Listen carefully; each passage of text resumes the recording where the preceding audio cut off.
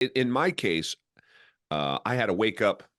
People know my story. In November of 21, I was down 4 pints of blood, checked myself into an emergency room, had been having 100 mini heart attacks for 2 months. I was dying. I was on the way out, 303 pounds. Doctors didn't know how I walked in under my own power. They'd never seen anything like it, short of a shooting victim or an accident victim. And I said, laying in that bed for me, that was the wake up. That was kind of the introspective. I either am going to live or I'm going to die. And everything that has put me where I am today, either I leave that stuff behind and I move forward, or I'm just going to check out and I'm not going to be here for myself or anybody else. So I had that wake up. I mean, literally, I can point to I don't remember the specific date, but I could look it up, that I said, no more. That's it. Put my plan together from November to the end of January, or to the end of December, and January 1st of 2022, off I went. And I'm sitting here today.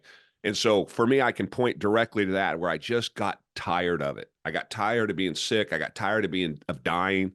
I got tired of my mind not cooperating with me, being slow and sluggish, physically, mentally, emotionally. So I had that wake up moment. I could point right to it. Did you have something like that, or was it more gradual? It was probably two things. My buddy Joe Crowder, he was probably our best in shape, one of our best in shape cops. He was our canine guy. And he had some heart issues a couple of years before. We had shortness of breath, and I had heard he went to a doctor and had stents put in. And I was like, man, he's like freaking mid-30s getting stents. That's kind of crazy, right? I didn't think he'd be able to stay as a cop.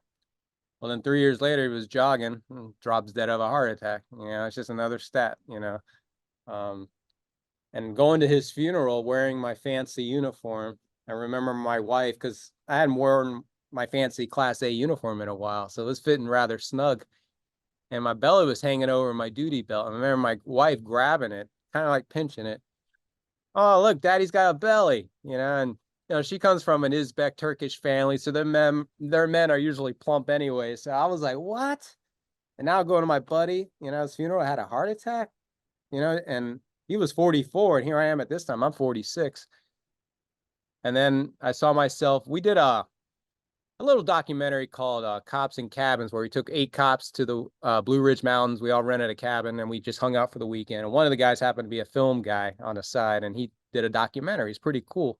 And he interviewed us about how therapeutic it was to get together and to talk shop with guys that have had familiar trauma, but it's different. All the stories were new and fresh, and, it was a bond that we built, all of us guys. And I saw myself in that documentary in 2017. It was October. And I looked really bad, man. That was the heaviest I was. I'd been drinking that weekend, probably crying my eyes out. I just look metabolically sick. And those two things that year, I mean, that's where everything happened that year. And I really started looking for answers. I'm going to gym it out. I'm 250. Let's go. And I got down like 243. Things were moving slow. And that's when a buddy I played hoops with lost 50 pounds, and he goes keto. I was like, what is that? I've never heard of anything like that. Is that some martial art? It sounded painful. I always tell people it sounded like some new CrossFit.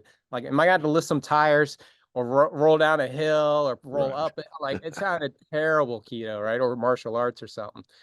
And then once I read it, a lot of it made sense, and man, thank goodness I learned about recipes and, being able to meal plan and take control of my food and my health at that point. But yeah, those two things, the heart attack from a guy that had stents, not a guy in my butt, and then obviously seeing myself on camera,